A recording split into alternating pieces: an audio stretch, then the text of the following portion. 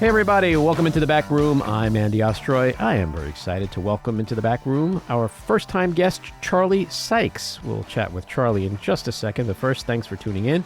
We appreciate you listening, and we'd love to hear your comments, so email us at backroomandy@gmail.com and or post on our social media, and we'll read some feedback next time. And if you like the podcast, please rate and review, and follow or subscribe, and you'll be notified every time we post a new episode. And don't forget, stick around to the end for another exciting episode of Just Jeff. All right, let's get to our big things this week. We have the ongoing Trump cabinet nominations, and we also had the Hunter Biden pardon, which came down Sunday night. What do you think about these crazy cabinet nominations? I mean, with the exception of probably Treasury Secretary, State Department, and maybe SEC, everything else is wackadoodle. I mean, it's like an episode of The Apprentice. Yeah, it is kind of crazy, the level of incompetence, the level of, I'll say, criminality, sexual abuse, accusations, investigations, sex scandals, et cetera, et cetera. It is bonkers. I mean, this week, Pete Hegseth, who is Trump's nominee to head the Department of Defense, went to Congress, and it was a shit show, promising not to drink, saying he didn't rape anyone. I mean, the bar is just so fucking low. But didn't you like his mother coming on? And that was the best. Retracting. Yeah, by the way, everything I said about my son being an asswipe, I didn't mean it. It was just a moment. I was just angry. He's changed a lot in the last 7 Everything years. I said about him abusing all of those women. If you want to hear something even worse, listen to some of Megyn Kelly's interview with him. Oh, I heard little snippets of that. It is just, it's how they're embracing this guy. That's criminal to me. Are there no standards left? Look, I get the whole thing. You want somebody who's loyal. You can't find someone who's loyal and competent and who hasn't, been accused of raping a woman and isn't suspected of being a raging drunk.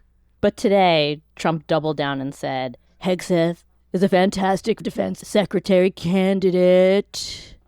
No, not good. And if you're talking about the Truth Social post from the middle of the night, he in all caps, he said he's a winner. Pete's a winner. Why is he a winner? Accused of rape, he makes Trump sexual look assault, good. He makes Trump look good. Alcohol abuse. How is he a winner?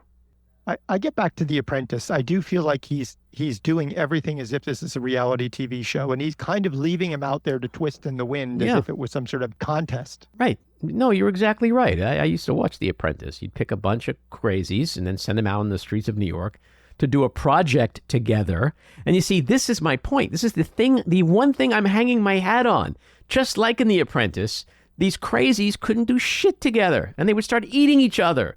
And then the backstabbing and the fighting, and then he'd bring them all into the conference room, and he loved it all. He loved watching them eat each other, and then he got to say, "You're fired." So I think this is exactly what's coming. I would love to see Ron DeSantis and Pete Hegseth battle it out, gladiator style. But you know what the crazy thing is, and there's a part of me, as much as I hate to say this, there's a part of me that thinks this is just all part of his evil genius, where there's some crazy bait and switch thing going on. This is some typical Trump calculated strategy to throw us off. Let's nominate the most horrible humans on the planet. And then after everyone loses their shit, they'll be like, just whoever else you want is fine. Right? It's because the bar is now look at Pam Bondi. She's like Clarence Darrow. Compared to Matt Gaetz, liberals are like, yeah, she's going to be great. No, she's not. She's a Trumper. It's like he's training us, even Democrats.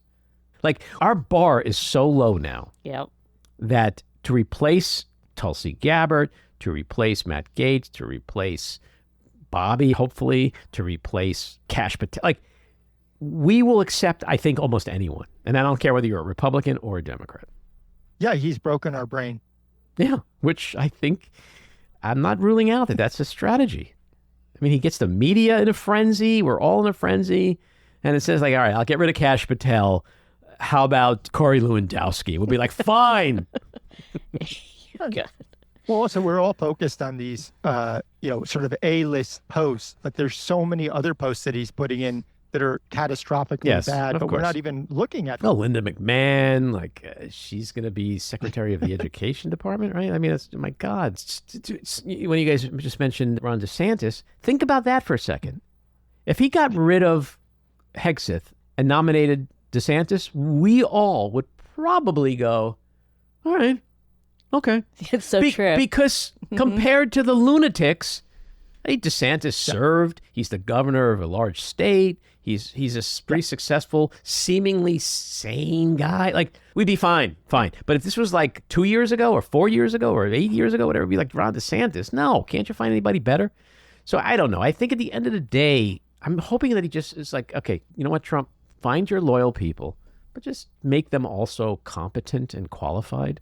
I'm sure he could find someone to head up every department who has credentials and could be loyal to him. So who knows? Mm-hmm. I mean, and certainly that's Marco Rubio. That would be DeSantis.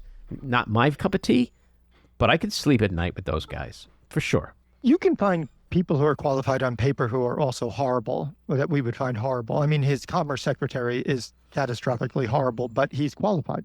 Yeah, and even if it's self-serving, like, for example, the new SEC chair comes from Wall Street. Okay, so he's a crypto bro. Like, that's just going to fuel the grift and all that. I get that. They're all going to make money. That's why they're all there. That's why Musk is there and Ackman and all those guys, Sykes. But it's not going to destroy democracy. So just put in people that just will foster your desire to grift nonstop and just let the country move, right? But when he goes Gates and he goes Gabbard and he goes Patel and Hegseth, like, that's a whole different ball of wax. Yep. Who do you think's going to get through? People are talking about, like, in the next few days, Hegseth is gone. Tulsi Gabbard might be waiting in the wings for a similar fate. Kash Patel. I mean, you think? No, I think Kash Patel. I think he's going to make it. I think most of them are going to get through. I mean, Hegseth does look like he's obviously gone, even though he seems to be coming out again today for him. I think he's gone based on, multiple senators saying behind the scenes they're not going to vote for him. It's unimaginable, but I think they're almost all going to get through. What do you think about the Hunter Biden pardon? Should have done it? 100% should have done it. It's a completely different world. Biden should and did see what will be happening in a Trump 2.0. And I was listening to The Daily, to Peter Baker, who's been on this podcast, who I really respect. And I was having such a hard time listening to why Democrats, why journalists are focusing on the Hunter Biden pardon versus the fuckery that the nominations should inspire for the journalists, and also the pardons that Trump had done in his first administration. I was so angry. It's inconceivable that people who are so smart can't see the writing on the wall of what's going to happen to someone like Hunter Biden. I can't fathom it. Yes, I do think he did the right thing, but it also creates harm because you have an electorate that is already very cynical. And as much as this is very different from Trump's pardons and other things that Trump's done, it's completely different because you have Kash Patel potentially running the FBI. He's already said he wanted to prosecute Hunter Biden more. This doesn't bode well for Democrats in the future because you have an electorate that will just continue to see both sides as being the same. And it's very hard to convince them otherwise. We all know that his base considers Joe and Hunter part of the Biden crime family already, well before this happened. So I don't think you changed anybody's minds there. But I think your last point was a valid one, which is the most dangerous thing is that it furthers the narrative of both sidesism. Like, yeah, they're all corrupt, but me personally, it's like, why the hell would he not do it? Like, who knows what they could have done to Hunter? Just out of pure revenge and cruelty. And I'll take it one step further. Not only do I think that that was a good thing, but I really do think that he should have preemptive pardons, right? Because Kash Patel has given Biden a roadmap based on the book that he wrote. 60 of Trump's enemies, including Cassidy Hutchinson, Adam Schiff, Alyssa Farah Griffin, Paul Ryan, and Musk has been trolling Alexander Vidman. It's about revenge. Yeah. It's not about protecting your son who had substance abuse issues, who lied on a form. They're very different. Yeah. Well, it's like desperate measures for desperate times, you know. But the thing that I keep hearing, though, is that it's going to be hard for a lot of people to accept a pardon when they did nothing wrong. Because then that's like part of your legacy, especially for sitting members of Congress like an Adam Schiff or Jamie Raskin. It is hard to say, okay, I accept that pardon. And then you have half of the country going, see, you know, why'd you need a pardon? You know, I would rather see him do it, and I'd rather see people take it. Well, if people, do you have to take a pardon?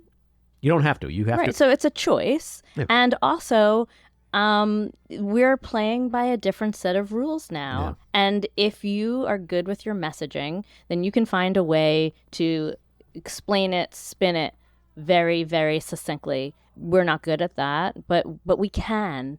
And it's just, I'm so sick of playing by two sets of rules. I'm done. Well, I mean, Adam Schiff already said he's not going to accept the pardon. And I think a lot of them won't. But some may. But also in Congress, there's the speech and debate clause, which does protect sitting and or former members of Congress who, in the course of their duties and responsibilities congressionally, are immune from prosecution, you know, arrest, stuff like that. I do think it feeds a narrative which will be unhealthy for the democracy in the future. You take someone like Anthony Fauci, who's dedicated his life to helping save people's lives, and if he were to take a pardon, which I don't think he would, even if it was offered, it becomes further narrative, and you know, throughout history, will be like, oh yeah, he had to be pardoned because of all the crimes he did. Right. COVID. I mean, we know why he would be pardoned. We all know that it's unbelievably horrific that he's being accused of anything other than trying to help people. To Jen's point, we're living in an alternate universe, and we're experiencing things that are unprecedented and truly dangerous. You're talking about locking people up. I mean, for God's sake, they're talking about having military tribunals for people like Mark Milley. You know, accusing people, Alexander Vindman, of treason. Exactly. What's the punishment for treason? Last time I checked, you know what that is. Yes. Okay. So these are really serious things. Imagine being one of those people who are saying, like, could it really happen? Do I need this pardon? Should I take this pardon? I mean, most complicated, challenging decisions of their lives, you know? It's really unconscionable in its scale and scope and the significance to this country and our democracy, that this is where we're at, that for just doing your job, someone like Dr. Fauci has to consider taking a pardon because he could get arrested for the perceived crimes when all this guy did his whole life was protect America. It's disheartening. I don't know where we go from here. All right, let's get to our winners and losers. My winner, President Biden for pardoning his son, Hunter. My loser, the media's portrayal of Hunter Biden's pardon versus focusing on Trump's vow, in his own words, to pursue his enemies. My winner, given Trump's choices for HHS, CDC, and NIH, all of the diseases we have vaccines for. So chickenpox, COVID-19, dengue fever, influenza, measles, mumps, you name them, they're all winners under the new anti-science Trump administration. My loser is the Equal Protections Clause of the Constitution. The Supreme Court's conservative majority is poised to uphold Tennessee's ban on youth transgender care, which would be a sledgehammer to the 14th Amendment. My winner, it's got to be Hunter Biden. My loser, Pete Hegseth, because I did not commit rape, the women are lying, I swear I won't drink if I get the job, and mommy called senators to plead my case, is a really, really lousy sales pitch. Which gets us to the weekly rant. So apparently the criticism that MSNBC's Morning Joe co-hosts, Joe Scarborough and Mika Brzezinski, continue to receive over their kiss the ring visit to Donald Trump at Mar-a-Lago a week after the election must really be getting to them. Because on Thursday, Scarborough went on an angry 25-minute rant, once again defending their decision to go to Florida, maintaining that they met with Trump on, quote, background and to, quote, get a read on and, quote, gain some insight into what he's planning for the next 4 years. Scarborough's tirade was also part of an explanation and apology over the controversy involving the Atlantic writer David Frum, a friend of the Morning Joe program, who had been on the show the prior day and made a comment about Trump's SecDef nominee, Pete Hegseth, and the concerns that current and former Fox co-workers had expressed about his alcohol abuse. The comment was, quote, "If you're too drunk for Fox News, you're very, very drunk indeed." Frum was apparently then asked to leave at some point, I guess, during or after the commercial break. And then when they came back, following that segment, Mika Brzezinski read a statement. And that statement was, quote, "A little bit earlier in this block, there was a comment made about Fox News in our coverage about Pete Hegseth and the growing number of allegations about his behavior over the years and possible addiction to alcohol or issues with alcohol. The comment was a little too flippant for this moment that we're in." And then she added, "I just want to say there's a lot of good people who work at Fox News who care about Pete Hegseth, and we will want to leave it at that." Well, later in the day, David Frum published a piece titled "The Sound of Fear on Air," in which he expressed his concerns over this statement, while suggesting that the co-hosts are intimidated and afraid of Donald Trump, and thus engaging in, quote, appeasement. Frum wrote, quote, "I do not write to scold anyone. I write because fear is infectious. Let it spread, and it will paralyze us all. The only antidote is courage, and that's infectious too." Well, I agree 1,000% with Frum. This is not a time for sticking our collective tails between our legs and bowing to the king. This is a time to fight every day, right up through the 26 midterm elections, where the entire political power structure can change. And straight to 28, where the next president could be an amazing Democrat. So yeah, courage, not capitulation, is what's desperately needed right now. And kudos to Frum for speaking out. As far as what I want to say about Joe and Mika's trip to Mar-a-Lago, it's this. You really have to be living under a rock these past 9 years not to have a crystal clear blueprint, which Trump himself has given us, of what he intends to do these next 4 years.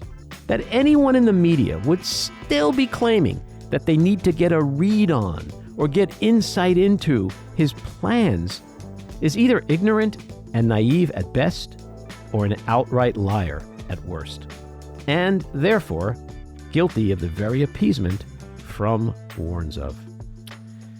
All right, let's get to Charlie Sykes. Charlie is the author of 9 books, including his latest, How the Right Lost Its Mind. And he is the author of the Substack newsletter, To the Contrary. He also contributes to the Atlantic and MSNBC.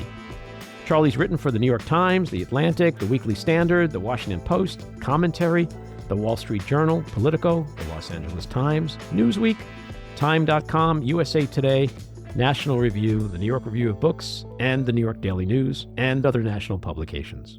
Charlie, welcome into the back room. Thank you. It's good to be here. So I've been wanting to chat with you for a while, get your take on a lot of things. I want to start with the election, even though it's been about a month. Give me your biggest takeaways. Clearly today, the results of that election are not what it seemed to be the night of or the day after. It's not a landslide. It's not a mandate, even though Trump keeps saying it is. It was a very close race. We see what's going on in the House. But what were your biggest takeaways from that? And where, in particular, where do you think the Democratic Party and, the candidate herself may have faltered?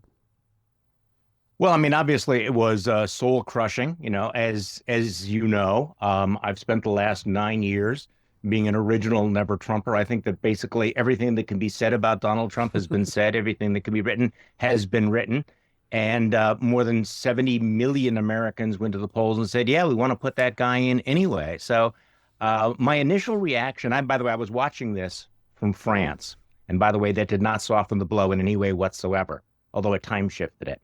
Charles Kushner is going to fix all that, by the way. Oh, yeah, absolutely. I'm sure he's polishing up his French right now. The piece I wrote the day after was, well, this is us. Mm-hmm. We keep talking about, we're better than this and everything. And the American people democratically voted for Donald Trump. And I think that that's one of those moments where you look around and you have to reevaluate a lot of what you thought about, the United States and about our neighbors. Yeah, it's a profoundly disillusioning and soul crushing experience. And now, of course, we have to brace ourselves. Like, I understand. I don't know how you feel about this. I understand how people have backed off and maybe checked out of the media for a while. Mm-hmm. And you know what? I think that's healthy. But at some point, we have to brace ourselves for what's coming, because we have, the worst case scenarios, and then what's actually happening right now. I mean, winter is coming. And I think that we really need to think through what the next 4 years are going to be like, because I think the challenge that we face is greater than anything that any of us have experienced in our lifetime. And, part of what I'm having to do is to say, okay, I've spent 9 years. I've been doing this anti-Trump stuff longer than World War II, the duration of World War II. In fact, probably longer than the duration of the Vietnam War. So now we're in the Afghanistan war level, and yet somehow we have to suck it up and go, okay, we're not done yet. We have to go back to it. So, And as far as the Democratic Party, well, we could devote the entire podcast to what went wrong and what they have to do going forward. I'm actually much more interested in what they have to do going forward than doing it, because I'll be honest with you. Look, you know this. I burned all my boats. I endorsed Kamala Harris. Mm-hmm. I cut radio ads for Kamala Harris. I appeared with Kamala Harris. As a longtime conservative, when I say I burned all the boats, I mean that is burning all the fucking boats. Mm-hmm. And so I thought she was a better candidate than I expected. I think she's a better candidate than people are giving her credit for, but it obviously was not enough. So here we are. We are now back in Trump 2.0. Well, to your point about your column that you wrote, and I said similar things like this stop saying this is not us, because this is us. But what is us? Because you have the convicted felon, adjudicated rapist, pathological liar, dictator wannabe. I mean, we can go on and on and on. I could spew out adjectives until we both grow big beards. Yeah. But then you have the very qualified, as you just mentioned, very competent, good, decent, black woman. And so when you fixate on those last two words of that sentence, that was the choice America had, and we know the choice they made. Yeah. Are we just still living in a very sexist, racist country that, if you look at the horizon, you look to 28, would it be a mistake for the Democratic Party to put up a woman, no matter how awesome she is? And so who are we? Who do you think we are today as a nation? Okay, so there's a lot to unpack there. Mm-hmm. And there were a lot of complex reasons for the outcome of this election. There were a lot of reasons that she lost. It would be intensely and unforgivably naive if we did not acknowledge that she's a black woman and Donald Trump has now defeated 2 women. Okay, so that is a reality. Mm-hmm. And it factors into all of these things. It's also, it's important to understand, and I guess this is part of what was in my mind when I wrote This Is Us, and you look around, is that Donald Trump ran the most overtly racist campaign in modern American political history. I mean, you can look back at other candidates who, did the dog whistles, the Southern strategy. Nothing really as purely vicious as what Donald Trump did, with the Haitians eating dogs, was the most, and the way violent in which they weaponized the great replacement theories. And yet Americans were okay with that. And so I do think that that's where you have to have all right, so who are we? Why did they not look at this, and why were they not repelled? What was going through their minds? And I think that in a certain way, and I don't want to be misinterpreted here, because, I don't like to attribute, great strategic thinking to Donald Trump, but he has a reptilian instinct. Mm-hmm. And he wanted to portray Kamala Harris as this alien other. And her race and her gender were one aspect of that. And maybe this was how it coded for voters, that all the other things that he said, you see, she's for they and them, not for us. Mm-hmm. I can't answer your question about 2028. The one thing I've learned about being in politics and doing politics, I'm not being in politics, but doing politics for a very, very long time, is that things change and they're in cycles. I mean, it would have been, I mean, imagine if you and I were discussing where America was going the day after Barack Obama was reelected. Would either you or I have expected that a decade from, then we'd be where we're at? Now, no, we can't. We can't predict any of that, So I don't know. I certainly hope that the lesson, among the many lessons Democrats need to take, I think the lesson never nominate a woman would be wrong. Right. But they're going to have to do a lot of thinking. Let's put it that way. What Trump do you think we're going to get? I mean, we've had an election that was a month ago. We've seen through the cabinet appointments. I want to talk to you about that in a second. We've seen how this team is transitioning, okay, and it's not been going very well. Do you think they are going to succeed with, and are we going to see the burn it all down, democracy's on the precipice Trump? Or are we going to see something more amped up than what we saw from 16 to 20? Well, are those mutually exclusive? I mean, we got pure undiluted Trumpism in the campaign. And this is the other thing. As you look at the way he ran for office, he did not put a mask on. In 2016, he tried to look normal for a while, and it worked for him. In 2024, you got pure raw Trumpism, all of it. And in this period since the election, I mean, we're getting it good and hard. I mean, if there's any question, I know you wanted to, wait on the cabinet. No, go picks, right, but go the right ahead. cabinet picks, I think, are the biggest tell. That they are, each and every one of them seems to be worse than the last one because they're I have nothing to lose. I am all out of fucks to give. I'm going to give a big middle finger to every norm and every institution in this country. So when I read something like, Jeff Bezos goes down and kisses Trump's ring, and he says he's a changed man, my reaction is, for fuck's sake, look at what he says, look at what he is doing, look at what he promised he was going to do. And I think that at this point, you need to take it seriously, that Donald Trump has surrounded himself with people who are never going to tell him no, who are going to do everything. So you are getting the pure id at the moment. Now, I know there are people who are thinking, well, okay, he's old, he's going to be tired, he's surrounding himself with incompetence. If you want an authoritarian fascist regime, you need to have people who actually know what they're doing. And this would not include people like, Matt Gaetz or Pete Hegseth or people like that. I think that that's really, again, naive, considering that he clearly has a blueprint and he intends to hit the ground running. I think January 20th is going to be one of the most extraordinary days in our republic, leaving aside the news cycle. The number of things that are going to drop that day, it's going to be breathtaking. I mean, it is going to be a massive challenge for the media to keep up with it. The zone is going to be so flooded. You're talking about executive orders and stuff. I mean, pardons, executive orders, all sorts of things that he will do on that one day. And I think that he fully intends to do them.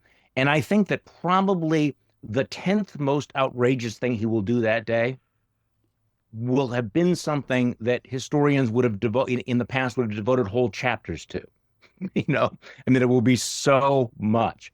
And you do this a lot. It's difficult now to keep up with the news cycle, right? I mean, you and I are talking on a Friday. Can we remember what we were talking about on Monday? I think on January 20th at 8 o'clock at night, we're going to be saying, wow, what were we talking about at 6 o'clock tonight? I guess it's going to be so Yeah, you're right. And that's been his special sauce. Like we saw that, for the last 9 years. Like he exhausts us all. He exhausts the news cycle. And that's how he gets away with doing all this reprehensible shit, because you can't remember it all. And people clearly forgot about the 4 years that he was president on a lot of levels.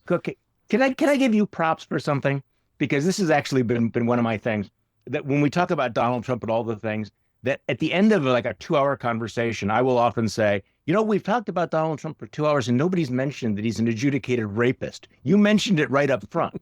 I mean, this is an example of all of the stuff to do with, like, you know, I don't know about you. I am old enough to remember when, if you actually raped a woman, you would not be considered a plausible candidate for anything, much less the presidency of the United States. So let's just leave that aside. Like, can we just not forget that little detail?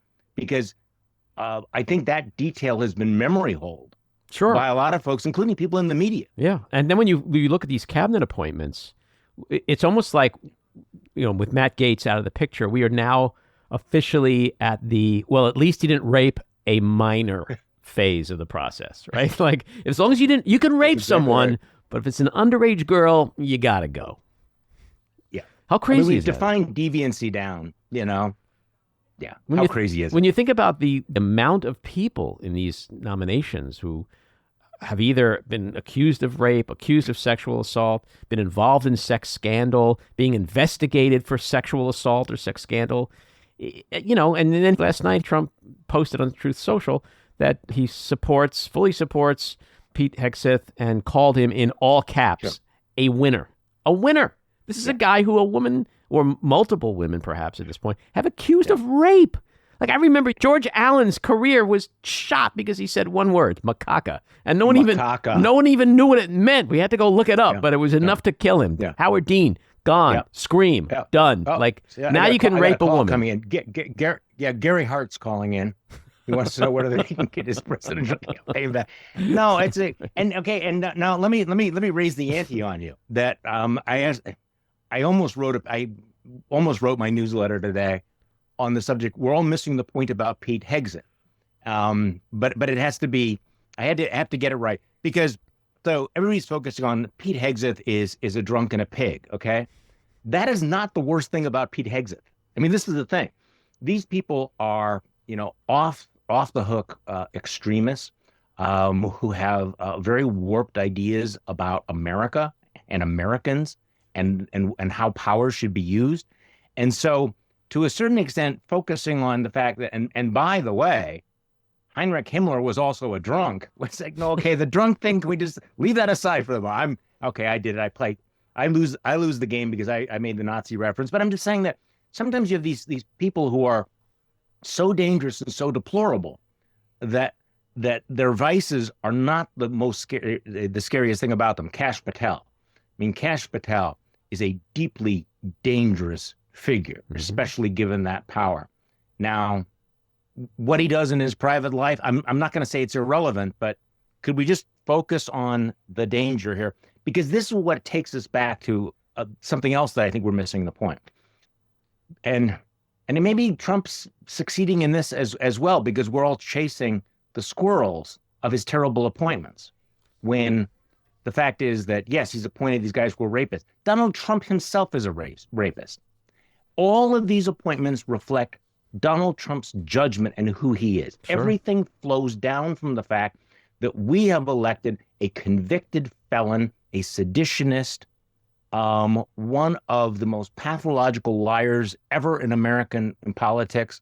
I mean, Aaron Burr was a saint compared to, I mean, we could do this game all day. So it all flows down from Donald Trump. So at the end of the day, maybe we'll escape the worst of the appointment, maybe, and we'll have the, you know, marginally less awful appointees, but it's still going to be the Trump presidency. Yeah. And so nothing is going to get better. Nothing is going to be solved. Well, you know, it's funny with Pete Hegseth. This week, you know, he did the traditional tour of Congress to make his case. You know, back in the day, people would do that and they'd be like, "Oh, here's my policy on Russia, and I'm pro NATO or whatever." He came out of that week with, "I never raped a woman. The women are all lying. I swear, if you give me the job, I won't drink." And my mommy had to go on Fox to make my case. I mean, not a great sales pitch, right?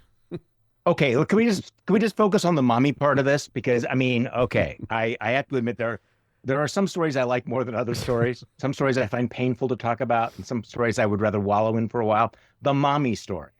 Okay, so the guy is a skeevy chode, says his own mother, you know, And his mother writes that email, and it's been less than a week since we learned about that, right? And rather eloquently talks about, what a dishonest, lying abuser of women he was, what a terrible person he was. I'm trying to think of the parallel where somebody has been condemned by their own mother. I mean, your mother. I mean, the worst people in the world. Jeffrey Dahmer's mother loved him. Just take the worst people in the world. I'm guessing, well, I'm not going to go through names again, but so here's a guy who is condemned by his own mother. She clearly regrets it for whatever reason, because moms, whatever. So we have this moment where this alpha male macho leader of the free world's greatest military is having mommy call senators on the phone, Right, saying, my son is not the sleaziest, drunken, woman abuser that I said he was. Mm-hmm. I mean, this, if you were a movie producer, which you are, you would hesitate to put that in a script of a serious drama, wouldn't you? Mm-hmm. I mean, if you were making a really over the top satire, you might throw it in, but mommy to the rescue. I mean, well, you can play it out. If this is Hollywood, you play it out like, okay, it's January 21st. He's heading up the Department of Defense. You want to get Zelensky to stop doing stuff. You put your mom on the phone to talk to Zelensky. Like, will she be an active part of the Department of Defense going forward? Like, it is insanity. Yeah. Like we're Mr. Putin, don't you understand? This is a very stressful time for my son. I mean, when you say things, when you threaten nuclear war, this stresses him. It triggers him. And I just, can you just not do that? I mean, I don't know. And then there's the other thing too. It's like, if I get the job, I won't drink. But like, what about now? Like, what does that mean? Like, the answer, if I was Pete, I would have said, look, I don't drink. I don't drink now. I'm not going to drink then. I just don't drink. Like, period. But the fact that he said, if I get the job, I swear I won't drink. I mean, come on. We all have people in our family who have been affected with addiction. Right. Addiction is horrible, whether it's alcohol or drugs. We've all heard this bullshit. I can quit anytime. I'll stop. Like, it's red flag number one of someone with a problem when they tell you they will stop. Well, I mean, and the stuff from his colleagues at Fox News, is pretty extraordinary, and seems pretty contemporary. I don't know. The only way this story can get better is if it turns out that he shows up for his meeting with Senator Joni Ernst completely hammered. I mean, now that would be the thing that the meeting with the senators is so stressful that he has to have a few pops before he goes in.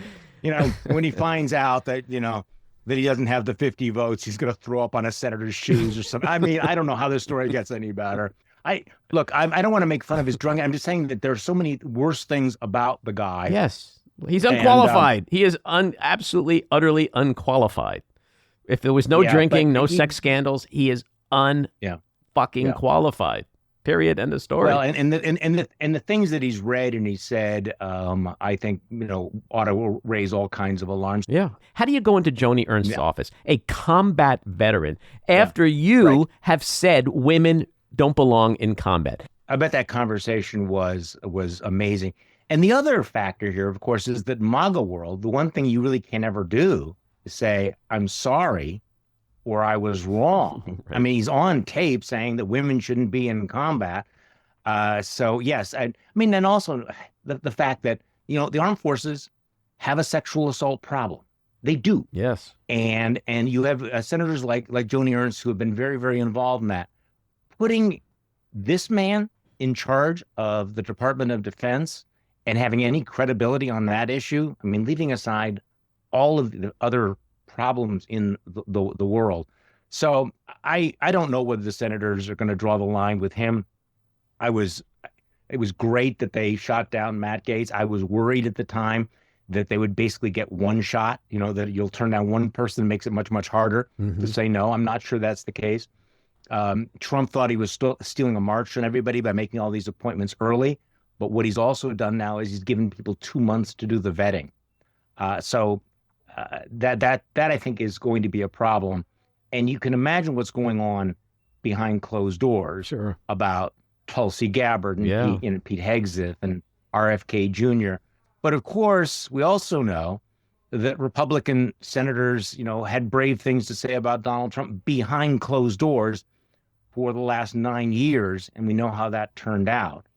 And I would be very naive if I thought that, Mitch McConnell was going to be the guy who's going to stand up to him now, right?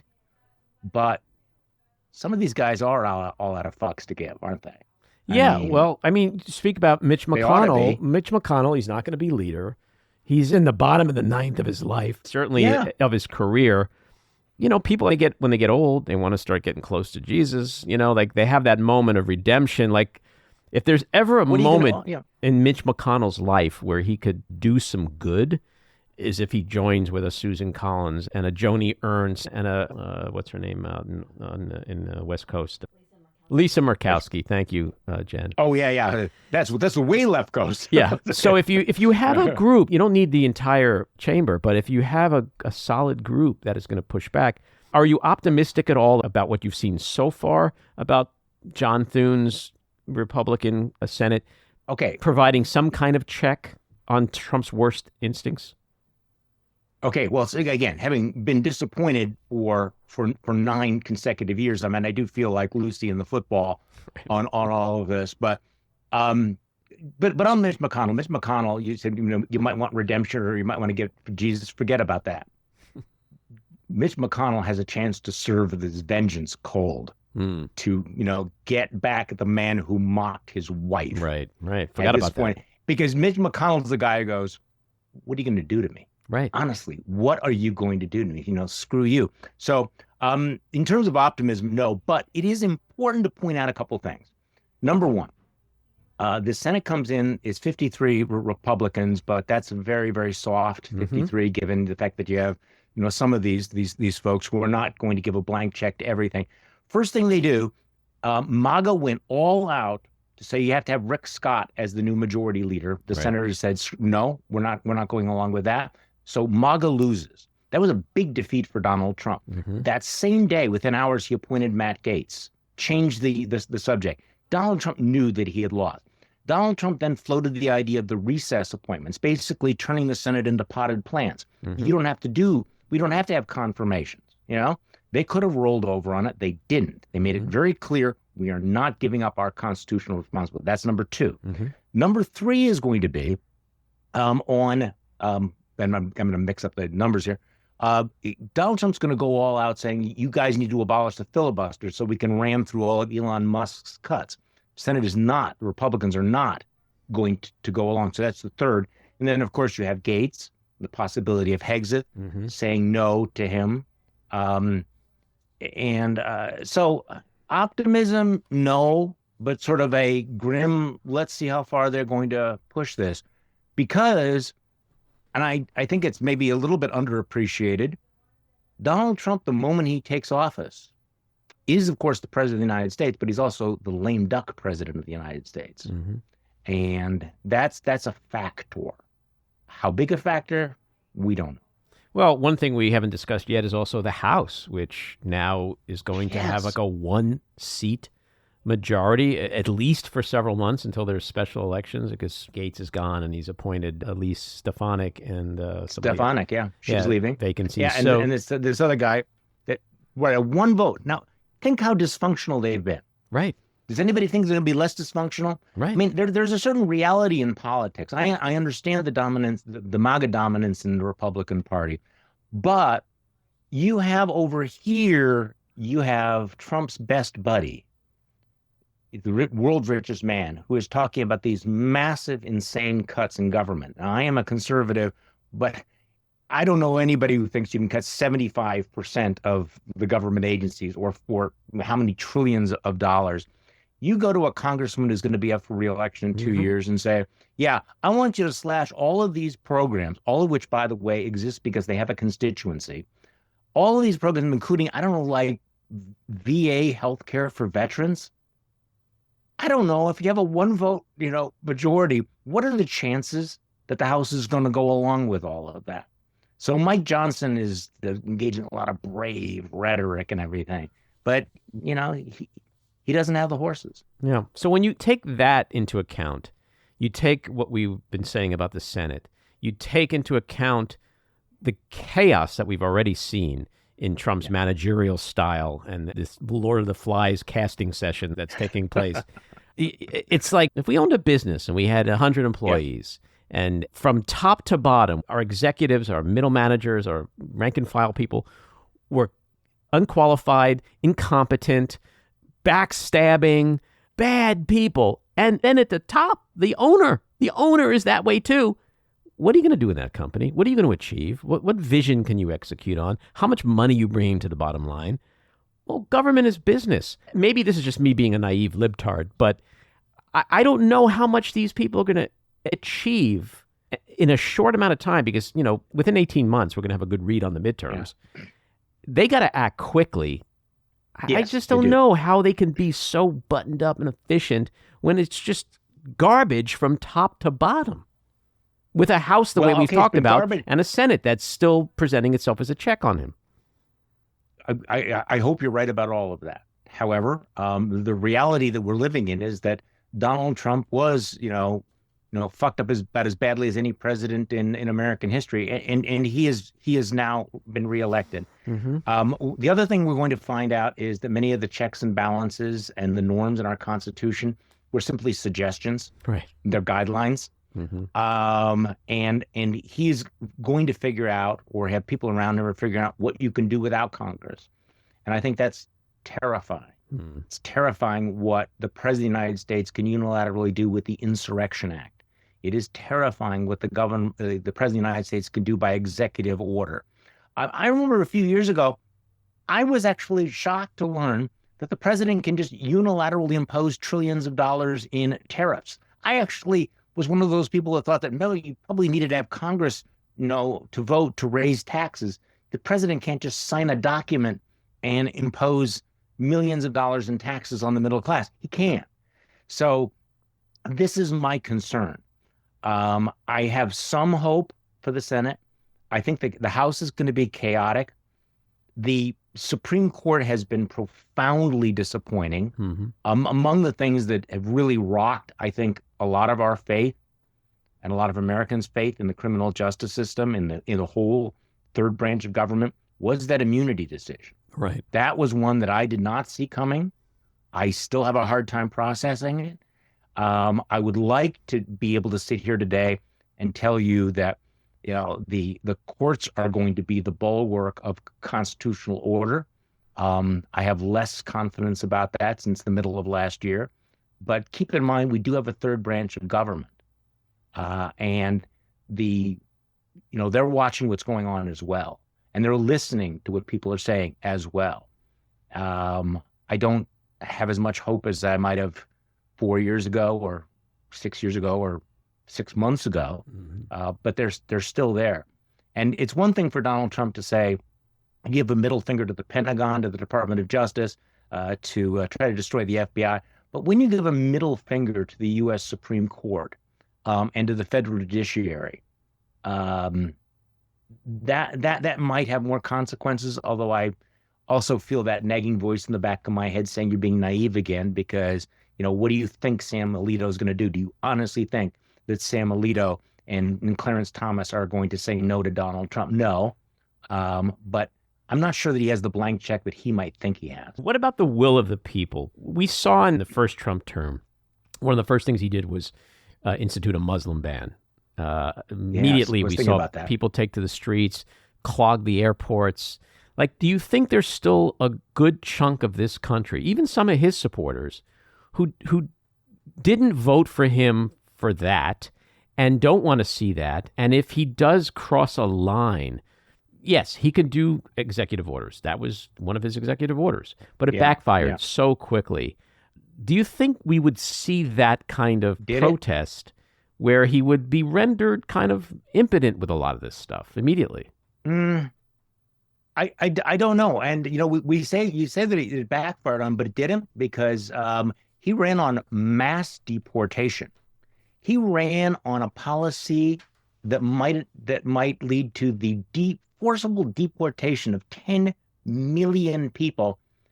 And a plurality of the voters said, yeah, okay. But don't you think that's just campaign rhetoric, which he frames in a way that his base doesn't really understand, but if they actually saw troops going into buildings, ripping out baby. I mean, what's his name? The new guy who's in charge of it all. Like, he's like, yeah, well, the solution is we'll deport the kids too, even if they're U.S. citizens. Yeah. Like, if Americans start seeing it, when it becomes real, doesn't that change the game in some way?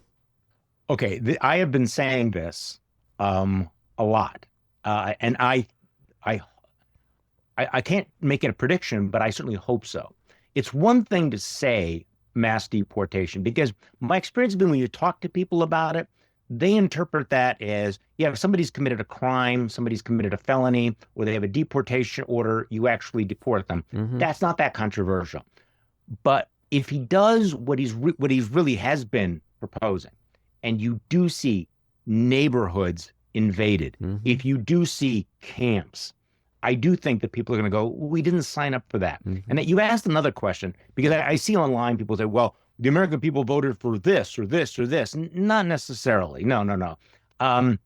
This was not an election based on policy specifics.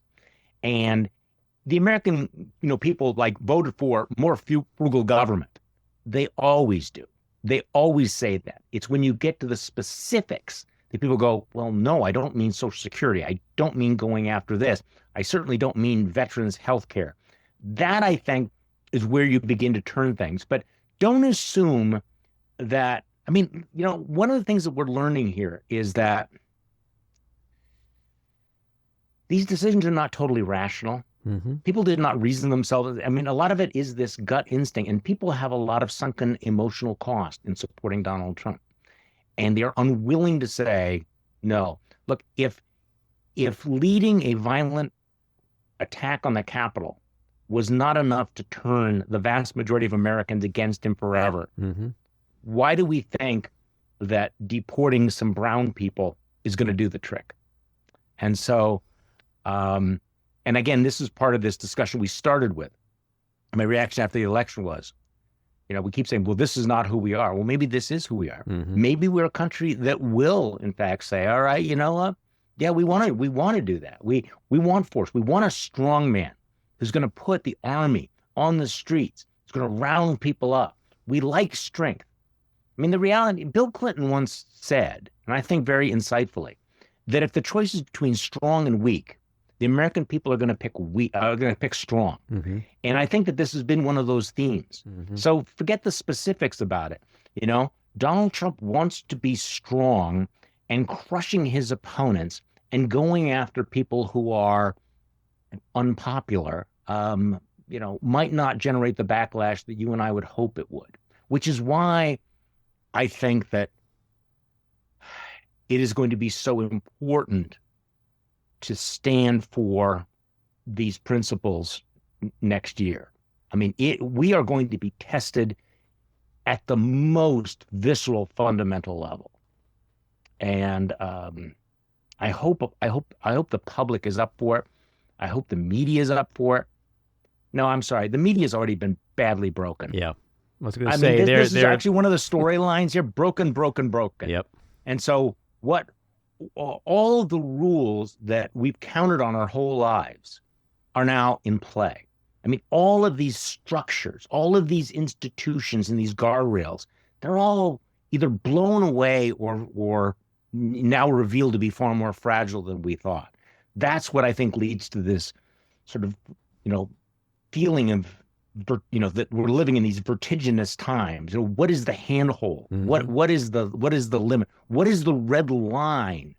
Or are there red lines anymore? If Donald Trump is reelected as president after 1 million people die of COVID, after the insurrection, after running this incredibly obscenely racist campaign, after being an adjudicated racist, what red line exists anymore in our politics? Yeah, no, it's, to bring the conversation full circle, it's what you said, and it's what we've talked about. Like, what's going to change the course of history is if Americans ask themselves, who Right. are we? Who are we? Because Yes. that's what's going to matter here. Because if Americans, to your point, a majority of them say, we're good with this shit, we're good with Viktor Orban-like autocracy, Yeah. then that's it. This experiment is over. I try to hang on to some hope and optimism that at the end of the day, a majority, however slim, a majority of Americans are still good, decent people and will I think so too. push back on the worst of the worst. But that doesn't mean it's not going to be really ugly for a lot of people in this country, and it's going to be hell for the next 18 to 24 months or 4 years. But I just think that I'm hoping, I guess, let me say that, I'm hoping that Americans answer that question of who we are with, we're not him. We are not him. And we'll see. But Charlie, it's been a great conversation. Do come back sooner than later. Completely. Yeah, there's a lot to talk about, and it's going to get probably a lot uglier before it gets a little prettier. And hopefully we'll be more optimistic and we'll have more fun things to talk about. Absolutely. Take care. Thank you. All right, it's time for another exciting episode of Just Jeff. What do you make of what's going on?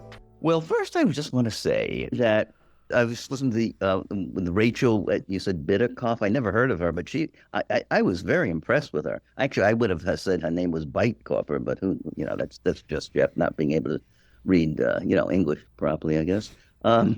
Anyway, I liked a lot.